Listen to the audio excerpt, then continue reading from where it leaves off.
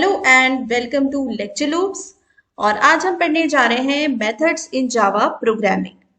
Methods जो है एक हम समझ सकते हैं कि एक ब्लैक बॉक्स की तरह होता है जो एक स्पेसिफिक टास्क परफॉर्म करता है, जिसमें हम कुछ वैल्यूज को इनपुट करते हैं, ये उन पर कुछ टास्क परफॉर्म करता है, कुछ ऑपरेशंस परफॉर्म करता है और कुछ स्टेटमेंट्स एग्जीक्यूट होते हैं और उसके बाद हमें एक रिजल्ट मिल जाता है। तो मेथड का मतलब ये होता है। तो कई बार क्या होता है कि प्रोग्राम बहुत ज्यादा लेंथी या कॉम्प्लिकेटेड हो जाता है, तब हम उसमें कई सारी मेथड्स बना देते हैं, जिससे कि हमें उस प्रोग्राम को डील करना इजी हो जाता है, मैनेज करना इजी हो जाता है। ठीक है। और भी इसके बहुत सारे एडवांटेजेस हैं जो हम आगे जाके देखेंगे, और उससे पहले आप मेरे चैनल को सब्सक्राइब कर लीजिए। ठीक है, तो अब हम बढ़ते हैं आगे और देखते हैं कि इसके एडवांटेजेस क्या क्या होते हैं। तो सबसे पहले जो हमने ये बात की कि हमने एक लेंथी प्रोग्राम को छोटे छोटे मॉड्यूल्स में डिवाइड कर दिया, तो ये स्ट्रेटेजी जो होती है उसको हम कहते हैं डिवाइड एंड कॉन्कर स्ट्रेटेजी। ठीक है, ये बहुत ही पॉपुलर स्ट्रेटेजी है और इससे हम बहुत इजीली मैनेज कर सकते हैं प्रोग्राम्स को। साथ ही साथ जो है डिबगिंग भी बहुत आसान हो जाती है, अपडेशन और मेंटेनेंस भी इजी हो जाता है। ठीक। Then comes the reusability. Reusability का मतलब ये है कि हम इस मेथड या फंक्शन को हम एक बार कोड करेंगे, एक बार उसका हम लॉजिक बनाएंगे और उसके बाद हम उसको अगेन एंड अगेन जब भी हमें रिक्वायरमेंट होगी हम उसको यूज कर सकते हैं। ठीक है, तो ये इसका एडवांटेज होता है मॉड्यूलर प्रोग्रामिंग का। Now we'll see the method definition. जावा में मेथड को डिफाइन किए बिना हम उसको यूज नहीं कर सकते। ठीक है, तो मेथड डेफिनेशन बेसिकली होती क्या है? मेथड डेफिनेशन में आता है, एक तो ये मेथड का जो प्रोटोटाइप है यहाँ पर ये लिखा हुआ है। तो मेथड डेफिनेशन में आपको बता देती हूँ, यहाँ से लेके यहाँ तक जो चीजें हैं ये सब मेथड डेफिनेशन है। तो ये वाली पर्टिकुलर लाइन जो इसका हेडर है और साथ ही में यहाँ पे ये जो लाइन है जो इसकी बॉडी है, इसको मिलाकर हमारी मेथड का डेफिनेशन बनता है। तो मेथड डेफिनेशन में आप देख सकते हैं बहुत सारी चीजें हैं यहाँ पर, जैसे एक्सेस स्पेसिफायर है, मॉडिफायर है, रिटर्न टाइप है, मेथड नेम है और फॉर्मल पैरामीटर्स है। ठीक है, और फिर मेथड बॉडी है, यहाँ पर वेरिएबल डिक्लेरेशन है, कुछ जावा के स्टेटमेंट्स हैं और फिर यहाँ पर रिटर्न स्टेटमेंट है। ठीक है, तो ये इस तरीके से ये मेथड डेफिनेशन होती है। तो वन बाय वन हम इन सारी चीजों को यहाँ पर देख लेते हैं। तो सबसे पहले आता है एक्सेस स्पेसिफायर। एक्सेस स्पेसिफायर जो है हमें बताता है कि हमारे फंक्शन की विजिबिलिटी कैसी होगी, कितनी विजिबिलिटी होगी, क्या इसका स्कोप होगा, हम कह सकते हैं। तो बहुत सारी जो है इसमें ऑप्शंस होते हैं एक्सेस स्पेसिफायर के, जैसे पब्लिक, प्राइवेट, प्रोटेक्टेड, डिफॉल्ट। ठीक है, तो इनमें से हम कुछ भी रख सकते हैं। तो यहाँ पर पब्लिक रखा हुआ है, इसका मतलब ये है कि ये कहीं से भी एक्सेसिबल होगा, हम इसको इजीली एक्सेस कर सकते हैं। ठीक है, क्लास के बाहर से भी हम इसको एक्सेस कर सकते हैं। ठीक। फिर आती है बात स्टैटिक की। ये एक मॉडिफायर होता है और यहाँ पर जो है स्टैटिक इसकी जगह फाइनल भी यूज किया जा सकता है, और भी अलग अलग मॉडिफायर्स होते हैं जिनका अपना एक अलग मीनिंग होता है। ठीक है, तो स्टैटिक का मतलब यहाँ पर ये होता है, मैं सिर्फ स्टैटिक का मतलब आपको यहाँ पर बता देती हूँ। तो स्टैटिक का मीनिंग होता है कि हम इसे क्लास के थ्रू कॉल कर सकते हैं, मतलब हमें इसको कॉल करने के लिए किसी ऑब्जेक्ट को क्रिएट करने की जरूरत नहीं पड़ेगी। ठीक है, तो ये तो बात हो गई मॉडिफायर की। फिर आता है इसमें रिटर्न टाइप। तो रिटर्न टाइप हमारा जो फंक्शन है, जैसे हमने बताया ब्लैक बॉक्स की तरह होता है, ये जो भी रिजल्ट कैलकुलेट करेगा उसको रिटर्न भी कर सकता है। लेकिन यहाँ पर एक लिमिटेशन होती है कि कोई भी फंक्शन जो है, कोई भी मेथड, वो एक से ज्यादा वैल्यूज रिटर्न नहीं कर सकता। या तो वो मेथड कोई वैल्यू रिटर्न नहीं करेगा या फिर वो एक वैल्यू रिटर्न करेगा। तो जो भी वैल्यू वो रिटर्न कर रहा है उसका डेटा टाइप हमें यहाँ पर मेंशन करना पड़ेगा रिटर्न टाइप में। ठीक है, अगर वो कुछ भी रिटर्न नहीं कर रहा है तो हम यहाँ पर वॉइड मेंशन कर सकते हैं। फिर आता है मेथड का नेम। ये वैलिड आइडेंटिफायर होना चाहिए मेथड का नेम, और ये सजेशन है, इट इज सजेस्टेड कि ये मेथड नेम जो है वो मीनिंगफुल होना चाहिए, क्योंकि आगे जाकर जब हम इसे देखें तो हमें समझ में आना चाहिए कि हमारा मेथड एक्चुअली क्या काम कर रहा है। ठीक। Then there is list of formal parameters. तो फॉर्मल पैरामीटर्स की जो लिस्ट है उसको डिफाइन करने का तरीका ये होता है कि हमें डेटा टाइप और वेरिएबल नेम ऐसे मेंशन करना होता है पैरेंथेसिस में, फिर दूसरा टाइप और फिर उसका वेरिएबल नेम हमने मेंशन किया।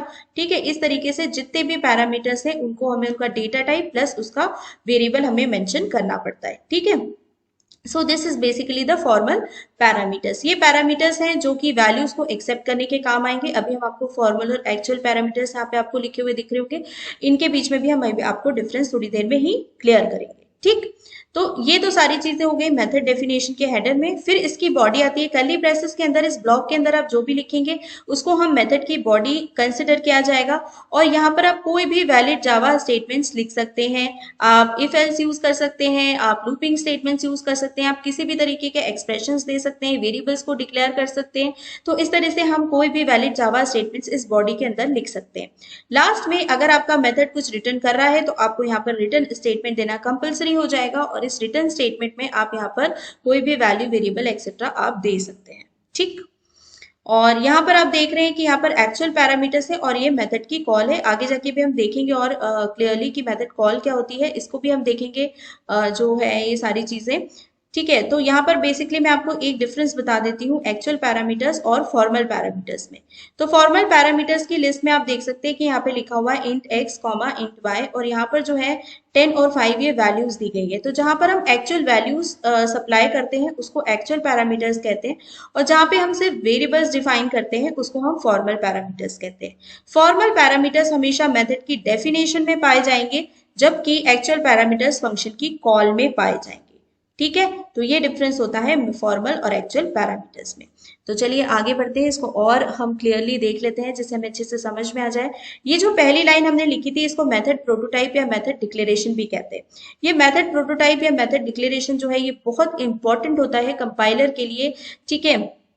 तो यहाँ पर आप देख सकते हैं बिल्कुल जो हेडर में लिखा था वही सारी चीजें हैं। इसमें एक्सेस स्पेसिफायर है नंबर 1, नंबर 2 है मॉडिफायर, नंबर 3 है return type, number 4 is method name and number 5 is parameter list. तो इतनी चीजें इसमें होती हैं। इसमें से नंबर 1, 2 ये जो है और ये नंबर 5 ये ऑप्शनल होती है, बट ये 3 और 4 जो है वो मैंडेटरी होती है, कंपलसरी होती है। पैरामीटर लिस्ट के लिए आप पैरेंथेसिस को एम्प्टी भी छोड़ सकते हैं, मतलब आप इस तरह से लिख सकते हैं वॉइड सम और इस तरीके से। This is also a valid method prototype. ठीक। तो यहाँ पर हमने ना एक्सेस स्पेसिफायर ना मॉडिफायर मेंशन किया है और ना ही हमने पैरामीटर लिस्ट में कोई भी वैल्यूज प्रोवाइड की। ठीक है। लेकिन मेथड नेम और रिटर्न टाइप जो है वो कंपलसरी होता है। ठीक है। तो ये चीज हो गई। इसमें से जो इतना पार्ट है method name and parameter list, केवल इतना पार्ट मेथड का नाम और जो है साथ में parameter list, this is actually called the method signature. तो पहले हम आपको बताते हैं मेथड प्रोटोटाइप का क्या इंपॉर्टेंस है। तो कंपाइलर के लिए मेथड प्रोटोटाइप इसलिए इंपॉर्टेंट है क्योंकि वो इसी के थ्रू जो है इसको मेथड डेफिनेशन से मैच करता है, साथ ही साथ इसको मेथड की कॉल से भी मैच करता है। अगर वो मैच नहीं होगा तो वो एरर प्रोवाइड करेगा। ठीक है। तो इसलिए भी ये इंपॉर्टेंट होता है। दूसरी चीज ये होती है कि इसी से कंपाइलर को पता चलता है कि आपके पैरामीटर्स कितने पैरामीटर्स आप सेंड कर रहे हैं एक फंक्शन को, how many parameters are there, उनका ऑर्डर क्या है, सीक्वेंस क्या है और उनका डेटा टाइप क्या है। तो इसके बारे में कंपाइलर को इंफॉर्मेशन मिलती है। ठीक है। और भी इंफॉर्मेशन मिलती है जैसे कि रिटर्न टाइप क्या है। तो ये सारी इंफॉर्मेशन के लिए ये मेथड प्रोटोटाइप कंपाइलर के लिए बहुत इंपॉर्टेंट होता है। ठीक। अब हम बात करते हैं method signature. Method signature is very important in Java, क्योंकि जावा में मेथड ओवरलोडिंग हम यूज करते हैं और मेथड ओवरलोडिंग में जो मेथड सिग्नेचर है उसी के थ्रू जो है ये मैच करता है कि किस मेथड को कॉल किया गया है। ठीक है। ये पता लगाता है। तो जैसे कि अगर हमने लिखा सपोज कैलकुलेट एरिया, ठीक है, और इंट आर, तो सिग्नेचर इज डिफरेंट। ठीक है। तो कैलकुलेट एरिया एंड देन हमने लिखा int l comma suppose float b. ठीक है। तो इस तरीके से ये वाला जो है ये हमने एक सर्कल का एरिया कैलकुलेट करने के लिए मेथड बनाया है, ये हमने किसी रेक्टेंगल का एरिया कैलकुलेट करने के लिए मेथड बनाया है। ठीक है। तो this is method signature, these method signatures are different. Okay. So उसके अकॉर्डिंग जो है वो पता लगाएगा कि कौन सी मेथड को कॉल करना है। ठीक है। ये वाली मेथड कॉल की जाएगी कि ये वाली मेथड कॉल की जाएगी। लेकिन जो भी है ये बात यहाँ पर आपको ध्यान रखनी है कि रिटर्न टाइप से ये डिफरेंशिएट नहीं करता है। Return type is not included in the method signature. This is important, this is ये आपको याद रखना चाहिए। ठीक। तो ये बात तो हो गई मेथड प्रोटोटाइप और सिग्नेचर और उसकी इंपॉर्टेंस। अब हम देखते हैं रिटर्न स्टेटमेंट। अगर आपका फंक्शन या मेथड कुछ रिटर्न कर रहा है तो आपको रिटर्न स्टेटमेंट इंक्लूड करना होगा। यहाँ पर आप वेरिएबल रख सकते हो, एक्सप्रेशन रख सकते हो या कोई वैल्यू रख सकते हो। ध्यान क्या रखना है, ध्यान ये रखना है यहाँ पर कि ये वेरिएबल, एक्सप्रेशन और वैल्यू का डेटा टाइप वही होना चाहिए जो आपने रिटर्न टाइप मेंशन किया है प्रोटोटाइप में, वही होना चाहिए। ठीक है।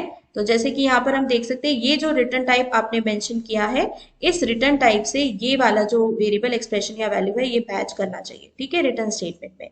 तो रिटर्न स्टेटमेंट से होता क्या है, जैसे ही रिटर्न स्टेटमेंट आएगा वैसे ही आपका जो ट्रांसफर कंट्रोल है वो ट्रांसफर हो जाएगा फिर से कॉलिंग प्रोग्राम में, ठीक। नाउ विल सी कि ये मेथड कैसे वर्क करता है एक्चुअली। तो ये देखिए यहाँ से चलना स्टार्ट होगा, ये स्टेटमेंट्स एग्जीक्यूट होंगे क्योंकि वॉइड मेन यहाँ पर लिखा हुआ है, तो वन बाय वन ये स्टेटमेंट्स एग्जीक्यूट होंगे और ये आ जाती है मेथड की कॉल। जैसे ही मेथड की कॉल यहाँ पर आती है वैसे ही पूरा कंट्रोल जो है वो कहाँ चला जाएगा, मेथड की डेफिनेशन पे चला जाएगा और फिर मेथड के अंदर जो भी बॉडी में आपने जो भी स्टेटमेंट्स लिखे हैं वो वन बाय वन एग्जीक्यूट होने लगेंगे। जैसे ही आप लास्ट वाले स्टेटमेंट में पहुंचेंगे या रिटर्न स्टेटमेंट में पहुंचेंगे वैसे ही जो ट्रांसफर है वो फिर से कंट्रोल जो है वो कहाँ ट्रांसफर हो जाएगा, जहां से मेथड को कॉल किया गया था, कॉलिंग फंक्शन में कंट्रोल ट्रांसफर हो जाएगा, ठीक है। तो इस तरीके से ये मेथड्स को एक्सेस किया जाता है। इसको आप ऐसे समझ सकते हैं कि मान लीजिए आप कोई मूवी देख रहे हैं आराम से घर पे बैठ के और उतने में डोरबेल बजती है, तो आप मूवी को पॉज कर देते हैं, पॉज करके आप जाते हैं डोरबेल को अटेंड करते हैं, जो भी बाहर आया है पर्सन उससे जो भी आपको बातचीत करनी है, जो भी काम है वो आप करेंगे और फिर उसके बाद आप वापस आते हैं, ठीक है, वापस आते हैं और फिर से आप मूवी वहीं से रिज्यूम कर लेते हैं। तो बस ये इसी तरीके से मेथड जो है वो काम करती है प्रोग्राम्स में, ठीक। Now will see a coding example, ठीक। और मैंने आपसे कहा था कि मैं इसके पहले आपको एक फॉर्मल पैरामीटर्स और एक्चुअल पैरामीटर्स में डिफरेंस बताऊंगी, तो वो भी है यहाँ पर। तो जब भी हम मेथड की कॉल करते हैं तो ये जो है, जैसे सपोज ये वाला है वैल्यू, तो ये यहाँ चला जाएगा और ये जो है ये इसमें चला जाएगा। तो इस तरीके से फॉर्मल पैरामीटर्स जो है वो वैल्यूज को एक्सेप्ट करते हैं जो उनको एक्चुअल पैरामीटर से मिलती है, ठीक है। So let's see the example, now the coding example. Yes guys, तो चलिए हम लोग देख लेते हैं एग्जाम्पल एक मेथड का, कैसे हम मेथड बनाते हैं। तो सपोज हमें दो नंबर्स का मीन कैलकुलेट करना है, ठीक है, और मीन कैलकुलेट करने के लिए हम एक मेथड बनाएंगे, ठीक। तो सबसे पहले हम क्या करते हैं, दो नंबर्स इनपुट करा लेते हैं अपने मेन फंक्शन में और फिर हम मीन वाली जो मेथड है वो हम क्रिएट करेंगे, ठीक है। तो सबसे पहले हमने ये मेन फंक्शन में एक प्रॉम्प्ट दे देंगे यूजर को टू एंटर द नंबर्स, तो we can say enter two numbers, ठीक है। और ये नंबर्स जो हैं, क्योंकि स्कैनर क्लास हमने पहले ही डिफाइन करी हुई है, यहाँ पर ऑब्जेक्ट डिफाइन किया हुआ है, तो यहाँ पर हम ले लेते हैं sc.next int और दो वेरिएबल्स भी हमें लेने पड़ेंगे। तो सपोज हम ले लेते हैं int first equal to sc.next int और इन द सेम वे एक और वेरिएबल ले लेते हैं, सपोज मैंने उसका नाम दे दिया है सेकेंड और इसमें भी हम इनपुट करा लेंगे, ठीक, ये हो गया और दैट्स ऑल। अब इसके बाद क्या करना है, इसके बाद हमें एक मेथड कॉल करनी है, ठीक है, टू कैलकुलेट द मीन। और क्योंकि ये मीन रिटर्न करेगी, ठीक है, और मीन आई थिंक फ्लोट ही होगा, तो इसलिए हमने एक फ्लोट वेरिएबल ले लिया है, फ्लोट मीन, और एक फंक्शन हम यहाँ पर रख रहे हैं कॉल कैलकुलेट मीन और इसमें हम ये दोनों वैल्यूज पास कर देंगे, फर्स्ट और सेकेंड, जिसके बीच में हमें मीन कैलकुलेट करना है, ठीक है। तो ये हो गया इस तरीके से, ठीक। और बाद में हम इसको प्रिंट कर देंगे जब ये वैल्यू हमें मिल जाएगी। तो इसके बाद नेक्स्ट स्टेटमेंट हम लिख देते हैं यहाँ पर कि the mean is, okay, the mean is what, the variable mean. तो यहाँ पर आ गया ये and semicolon and that's all, ठीक। अब हम इस मेथड को डिफाइन करेंगे यहाँ पर, ठीक। तो मेथड डिफाइन करने के लिए जैसे हमने आपको पहले बताया था, यहाँ पर हम लिखेंगे पब्लिक स्टैटिक, ठीक है, एक्सेस स्पेसिफायर और मॉडिफायर, फिर उसके बाद में हमें रिटर्न टाइप मेंशन करना पड़ता है, तो रिटर्न टाइप इज फ्लोट, ठीक। उसके बाद हम क्या मेंशन करते हैं, उसके बाद हम मेंशन करते हैं नेम ऑफ द मेथड, तो नेम हमने रखा है कैलकुलेट मीन, ठीक, तो कैल मीन हो गया ये। उसके बाद दोनों वेरिएबल्स कैसे हैं, दोनों वेरिएबल्स हमारे इंटीजर टाइप के हैं, तो इसलिए हम यहाँ पर रख देते हैं integer x comma integer y, ठीक, दैट्स इट। और फिर इसके बाद में हम यहाँ पर जो भी हमारा लॉजिक है मीन कैलकुलेट करने का वो हम यहाँ पर डिफाइन कर देंगे, ठीक है। तो एक वेरिएबल हमें यहाँ पर भी लेना पड़ेगा, तो सपोज मैंने एक वेरिएबल ले लिया है m और इसके बाद हम लॉजिक लिख देते हैं कि कैसे हम मीन को कैलकुलेट करते हैं, तो x प्लस वाई और divided by, because two values are only there, तो ये हो जाएगा 2.0 एफ, ठीक है। और यहाँ पर हम लिख देंगे रिटर्न, बिकॉज हमारा फंक्शन जो है वो रिटर्न कर रहा है वैल्यू, तो इसलिए हमें रिटर्न स्टेटमेंट देना पड़ेगा और हम लिख देंगे रिटर्न एम, ठीक है। एंड दैट्स इट, ये हमारा मेथड बन गया और यहाँ पर हमारी मेथड की कॉल आ गई। तो चलिए हम इसको रन कर लेते हैं पहले। तो एंटर टू नंबर्स, तो हम 1 बाय 1 नंबर्स एंटर कर दे रहे हैं। सपोज मैंने किया 12 और 24, ठीक है। तो ये द मीन इज 18, ये इसका मीन आ गया, ठीक। तो देखिए यहाँ पर क्या हुआ है बेसिकली कि दो नंबर्स हमने यहाँ पर इनपुट किए एज इट इज, ये देखिए। और जैसे यहाँ से हम देखते हैं मेथड की कॉल से, जैसे ही मेथड की कॉल आई है calculate mean first and second, तो फर्स्ट की वैल्यू है 12, सेकंड की वैल्यू है 24, ठीक है। तो ये वैल्यूज जो है मेथड की कॉल के साथ किसको पास हो गई है, इस x और y वेरिएबल को। तो x में चला गया 12, y में चला गया 24, ठीक है। तो फिर उसके बाद हमने इस मेथड के अंदर ये वैल्यू कैलकुलेट करी, मीन कैलकुलेट करा, जो कि 18.0 आया, ठीक। जैसे ये रिटर्न स्टेटमेंट आएगा हम फिर से वहीं चले जाएंगे कॉलिंग फंक्शन में, ठीक है।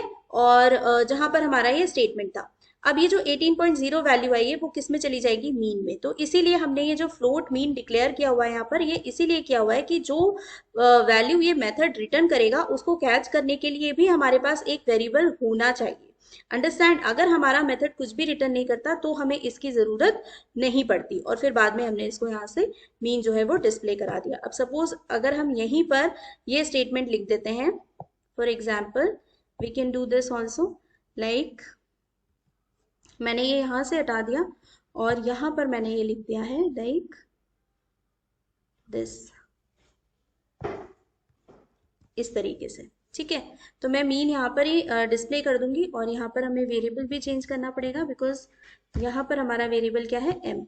और फिर अगर आपका फंक्शन कुछ भी रिटर्न नहीं कर रहा है तो आप यहाँ पे क्या लिख देंगे, वॉइड, ठीक है। मैं दूसरे तरीके से आपको बनाकर ये दिखा रही हूँ और इस केस में हमें यहाँ पर ये वेरिएबल डिफाइन नहीं करना पड़ेगा, ठीक। तो ये हमने दूसरा मेथड बनाया है कैलकुलेट मीन का, जिसमें कि हमारा मेथड जो है वो कुछ भी रिटर्न नहीं कर रहा, कुछ नहीं रिटर्न कर रहा। तो हमने क्या क्या चेंज किया है, यहाँ पर एक तो हमने वॉइड कर दिया है और रिजल्ट जो है वो हमने मेथड के अंदर ही प्रिंट कर दिया है, और कोई रिटर्न स्टेटमेंट जो था वो हमने यहाँ से हटा दिया है। और इसी तरीके से यहाँ पर जो हमने वेरिएबल डिफाइन किया था to catch the value, return value, उसको भी हमने यहाँ से हटा दिया, ठीक। फिर से हम देखते हैं इसको रन करके, एंटर टू नंबर्स, ठीक है। ये भी सेम उसी तरीके से वर्क करेगा। सपोज मैंने यहाँ पे दिया 10 एंड 20, ठीक। तो ये आ गया द मीन इज 15.0, बिल्कुल ऐसे ही उसने वर्क किया। तो हम दोनों तरीके से मेथड्स बना सकते हैं। आई होप आपको मेथड्स जो है वो क्लियरली समझ में आई होंगी जावा में, और अगर ऐसा है तो प्लीज मेरे चैनल को आप सब्सक्राइब करें और इस वीडियो को लाइक एंड शेयर करें। Thank you very much.